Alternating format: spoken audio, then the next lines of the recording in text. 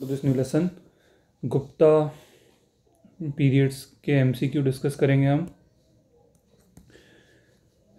ये आपके लिए है। जब आंखों में अरमान लिया, मंजिल को अपना मान लिया, है मुश्किल क्या आसान क्या, जब ठान लिया तो ठान लिया। शुरू करते हैं। Who founded the Gupta dynasty in real sense. तो देखो, गुप्ता डायनेस्टी के बारे में है। तो आप पहले ये समझो कि मौर्यस के बाद अगर एक कोई बड़ी बड़ी डायनेस्टी आई है जिसने पूरे, मतलब ये जिसे आप देखोगे कि एक बड़े रीजन पे रूल किया है, मौर्य जितना रूल नहीं किया पर फिर भी एक बड़े रीजन पे रूल किया है, तो वो थे गुप्तास। ठीक है। तो गुप्ता डायनेस्टी शुरू हुई थी थर्ड सेंचुरी में, और इसके जो फाउंडर थे वो श्रीगुप्ता थे। श्रीगुप्ता के बाद घटोत्कच, बट जो रियल फाउंडर माने जाते हैं वो माने जाते हैं चंद्रगुप्ता। ठीक है। तो इसके who founded the Gupta dynasty in real sense, तो रियल सेंस में अगर पूछेंगे तो हम इसको बोलेंगे चंद्रगुप्ता। ठीक है। तो और डिटेल्स देखते हैं। तो Gupta dynasty was established by king Sri Gupta 275 AD। ठीक है। और जो पहला, लेकिन श्रीगुप्ता के बाद घटोत्कच, जो चंद्रगुप्ता की जो रेन है वो भी हमको ध्यान रखनी है। तो क्या है आपकी 319, और कहीं कहीं जो है 320 भी लिखी होती है, वो 345 तक, 335 तक है। ठीक है। और इन्होंने ही गुप्त संवत को शुरू किया था। तो ये हमको ध्यान रखना है। और महाराज अधिराज का जो टाइटल है वो इन्होंने अज्यूम किया था। गोल्ड कॉइन्स इन्होंने फर्स्ट टाइम इशू किए थे। गोल्ड कॉइन्स को गुप्ता टाइम में दीनार कहा जाता था। और इन्होंने एक जो इवेंट है, लिच्छावी प्रिंसेस कुमार देवी से इन्होंने शादी की थी। ठीक है।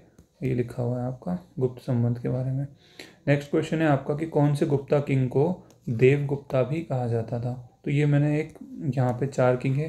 देखो, सबसे पहले मैंने आपको बताया श्रीगुप्ता, अभी हम इसका आंसर देखेंगे। उसके बाद मैंने आपको बताया घटोत्कच, देन आपके बताया चंद्रगुप्ता, तो 320 से 335। देन आपके समुद्रगुप्ता, ठीक है, जिनको नेपोलियन भी बोलते हैं। उसके बाद आपके चंद्रगुप्त 2 आए 380 से 415, और इन्हीं को ही देवगुप्ता कहा जाता है। उसके बाद कुमारगुप्ता है। तो आपको ये रेन ध्यान रखनी है, ये वाली सबसे पहले ध्यान रखनी है। ओके। अच्छा, तो चंद्रगुप्त 2 के बारे में और देख लेते हैं कि जो गुप्ता किंग चंद्रगुप्ता 2, उनको ही देवगुप्ता बोलते हैं। और ये थर्ड किंग थे, थर्ड मोस्ट सिग्निफिकेंट किंग उनको बोला जाता है। पहले significant Chandragupta first, Samudragupta and then Chandragupta 2। Chandragupta Vikramaditya भी यही हैं। डिफरेंट इंस्क्रिप्शंस में इनको देवश्री और देवराजा भी लिखा हुआ है। फाहीन भी इनके रेन में आया था। ध्यान रखना, बच्चे बड़े कंफ्यूज होते हैं। फाहीन चंद्रगुप्ता 2 के टाइम आए थे, और ह्यूनसांग हर्षवर्धन के टाइम आए थे। इनके जो ट्रैवलॉग हैं वो उनसे काफ़ी ज़्यादा डिटेल्स मिलती हैं। ठीक है। उनको ही विक्रमादित्य भी बोलते हैं। उज्जैन इनकी सेकंड कैपिटल थी। कालिदास भी इनके कोर्ट में थे। गुप्ता रूलर जिसने हुन्स को हराया था। तो देखो, हमने यहाँ पे पढ़ा सबसे पहले आपके Chandragupta first, then Samudragupta, then आपके चंद्रगुप्त सेकंड, कुमारगुप्त, और देन आपके स्कंदगुप्त। तो ये यहाँ तक आते आते गुप्ता थोड़े से वीक होने लग गए थे। उसका रीज़न ये था कि स्कंदगुप्त के टाइम में हुन्स आए थे, और ये जो हुन्स को इन्होंने स्कंदगुप्ता ने हरा तो दिया था, पर फिर भी कहीं ना कहीं नुकसान तो हुआ था, ऐसा हिस्टोरियंस बोलते हैं। ये जो ह्यून्स हैं, आपने अगर बाहुबली मूवी देखी है, उसमें जो एक if I am not wrong उसका नाम था कालके, तो आपने अगर उसको देखा होगा तो हुन्स उसी तरह के थे। ठीक है। मतलब बारबेरियस, कोई ह्यूमैनिटी नहीं थी उनमें। तो इसका रेन था 455 से 467, और इन्होंने ही ह्यून्स को हराया था। एस और एच, श, तो आप इस शाह को हमेशा ध्यान रखना। स्कंदगुप्त, ह्यून्स एग्ज़ाम में कंफ्यूज होते हैं। तो कुमारगुप्त 455 में उनकी डेथ हुई। उसके बाद उनके सन स्कंदगुप्त अगले किंग बने। हुन्स को फेस करना पड़ा। हुन्स कौन थे? Ferocious barbarian horde tribe. ठीक है, सेंट्रल एशिया से, ये भी ध्यान रखना है। हुन्स कहाँ से आए थे? सेंट्रल एशिया से। ठीक है। और इन्होंने जो एक सुदर्शन लेक है, जो आपको रुद्र रमन के एक जूनागढ़ अभिलेख, जूनागढ़ इंस्क्रिप्शन में भी मिलता है इसका नाम। तो उससे कौन कौन रिलेटेड है? उससे चंद्रगुप्त मौर्य भी रिलेटेड हैं, रुद्र दमन भी रिलेटेड हैं, और देन आपके स्कंद गुप्ता भी रिलेटेड हैं। ठीक है, तो ये आपको ध्यान रखना है। कौन से गुप्ता किंग्स थे जिन्होंने सबसे पहले सिल्वर कॉइन्स को इशू किया? सिल्वर कॉइन्स, गोल्ड कॉइन्स को मैंने आपको बताया था क्या बोलते हैं, दीनार, गुप्ता टाइम में। हाँ, और सिल्वर कॉइन्स को बोलते हैं रुपए का।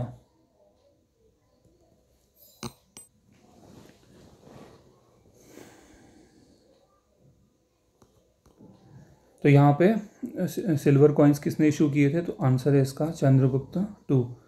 और देख लेते हैं Chandragupta two first to issue silver coins. यहाँ पे ध्यान रखना, गुप्ता डायनेस्टी में जो किंग कॉइन्स मिले हैं उनकी कॉइन्स की जो आपकी गोल्ड है वो बहुत काफ़ी अच्छा है, तो उससे पता लगता है कि ये एम्पायर कितना रिच हुआ होगा। चंद्रगुप्त टू किसके? समुद्रगुप्त और दत्ता देवी, इनके सन थे चंद्रगुप्त टू। ठीक है, तो आपको टाइम पीरियड भी ध्यान रखना है। शाकों पे इन्होंने विक्ट्री करी थी, और विक्रमादित्य, ये टाइटल था विक्रमादित्य का, इन्होंने लिया था, और 413 में डेथ हुई। देन कुमार गुप्ता जो है किंग बने। प्रभावती गुप्ता किसकी लड़की थी? तो प्रभावती गुप्ता चंद्रगुप्त टू की डॉटर थी। देखो उस टाइम ऐसा हिस्टोरियंस बताते हैं कि मैट्रिमोनियल अलायंस, जो मैट्रिमोनियल अलायंस हैं वो काफ़ी था। तो चंद्रगुप्त टू ने अपनी बेटी प्रभावती गुप्ता की मैरिज वाकाटका किंग से कर दी थी। ठीक है, और मैट्रिमोनियल अलायंस बनाया था। तो आप देखोगे प्रभावती गुप्ता जो हैं वो daughter of Chandragupta two. Chandragupta two ने मैट्रिमोनियल अलायंस वाकाटका से बनाया। रुद्रसेन टू जो थे, इनकी शादी किससे हुई? रुद्रसेन वेट्स प्रभावती गुप्ता। क्लियर? ठीक है, उसके बाद रुद्रसेन टू की डेथ हो गई, और प्रभावती गुप्ता ने ही जो अपने बेटे को राजा तो बनाया पर उनके बिहाफ पे किंगडम चलाया। ठीक है, नेपोलियन ऑफ इंडिया, सबसे सरल क्वेश्चन टेस्ट का, समुद्रगुप्ता इनको किसने कहा था? एक एवी स्मिथ थे, उन्होंने इनको कहा था कि ये जो है नेपोलियन ऑफ इंडिया है। ठीक है, इनका टाइम पीरियड 335 से 375। ठीक है, अच्छा, समुद्रगुप्त ने अपने फादर चंद्रगुप्त वन के बाद आए 40 अबाउट 319, अगर उनका 319 335, और उसके बाद ये आ गए। ठीक है, Allahabad pillar inscription is related to Samudragupta, और इनके बारे में काफ़ी कुछ अच्छा लिखा हुआ है। समुद्रगुप्ता, अगर गुप्ता डायनेस्टी में कोई किंग अगर मेरा फेवरेट है तो समुद्रगुप्ता ही है। क्यों? क्योंकि because he is a genius, he was a allrounder, music में भी थे, कविताएं भी करते थे, फाइटर भी थे। ठीक है, तो एवी स्मिथ ने इनको कहा है कि ये नेपोलियन ऑफ इंडिया है। ठीक है, royal emblem used by Gupta period, Garuda, जो इनका एम्बलम था ना, जैसे अभी हमारा एम्बलम है वो सारनाथ, जो 4 लायंस बने हुए हैं, तो जो गुप्ता पीरियड के टाइम जो रॉयल एम्बलम था, गरुड़ एक पक्षी होता है। ठीक है, इसको पिकअप नहीं समझना। ओके, नालंदा यूनिवर्सिटी किसने बनाई थी? कौन से गुप्ता रूलर ने बनाई थी? कुमार गुप्ता ने। नालंदा यूनिवर्सिटी, जो ट्रैवलॉग है ना फाहिन हिंसोंग के, उसमें जो ट्रैवलॉग में एक यूनिवर्सिटी के बारे में लिखा हुआ है, तो वो नालंदा यूनिवर्सिटी ही है। यहाँ पे विदेश से जैसे अभी हमारे यहाँ से कम कैम्ब्रिज में, ऑक्सफोर्ड में पढ़ने जाते हैं ना, वैसे वहाँ से हम एंशिएंट इंडिया में नालंदा यूनिवर्सिटी में लोग पढ़ने आया करते थे। और जो एक्सप्लेनेशन वहाँ लिखा हुआ है, आप उसको सोचोगे और इमेजिन करोगे तो you will feel proud, but at the same time आपको बुरा भी लगेगा कि अब वो नहीं है। ठीक है, तो कुमार गुप्ता थे, और ये सेंटर ऑफ बुद्धिस्ट लर्निंग था। कविराज किसको कहा जाता था? अभी मैंने बताया, एक ही थे आपके ऑलराउंडर, समुद्रगुप्ता। वर्सेटाइल जीनियस, ठीक है, वीणा भी बजा लेते हैं, कविता भी कर लेते हैं, अश्वमेध यज्ञ भी करवा लेते हैं, इनको विक्रमांक भी कहा जाता था। कालिदास किसके कोर्ट में रहते थे? तो कालिदास चंद्रगुप्त टू के कोर्ट में रहते थे। ठीक है, चंद्रगुप्त टू के कोर्ट में काफ़ी एक फिजिशियन भी थे जिनका नाम था धन्वंतरी, वो भी रहते थे। एक आपके लेक्सिकोग्राफर थे अमर सिम्हा, लेक्सिकोग्राफर होते हैं और डिक्शनरी लिखते हैं ना, जो उनको कहते हैं। ठीक है, फाहिन इनके कोर्ट में आया था। अब देखो लास्ट क्वेश्चन है, आपको एक कालिदास की स्टोरी बताता हूँ। कालिदास बहुत ज़्यादा मूर्ख थे। ठीक है, डफर जिसको कहते हैं। तो हुआ क्या था इनके साथ, ये डफर से जीनियस कैसे बने? तो हुआ क्या था कि एक राजकुमारी थी, तो तो वो काफ़ी विद्वान थी, विदुषी थी। तो ऐसा उन्होंने स्वयंवर रखवाया और उन्होंने कहा कि जो उन्हें ऐसे स्वयंवर में हराएगा उससे ही वो शादी करेंगी। तो काफ़ी ज़्यादा विद्वान आए वहाँ पे और कोई उनसे जीत नहीं पाया। तो वो जो विद्वान थे उन्होंने सबने एक ग्रुप बनाया और उन्होंने एक कसम खा ली कि अब इसको नीचे दिखाना है। तो उन्होंने क्या करा, एक मूर्ख ढूंढा जो कालिदास जी थे। तो कालिदास जी को उन्होंने कैसे मूर्ख पता लगाया कि ये जिस पेड़ की डाल पे बैठे हुए थे उसी डाल को काट रहे थे। तो जितने भी आपके विद्वान थे उन सब ने कहा कि इससे बड़ा मूर्ख तो कोई हो ही नहीं सकता।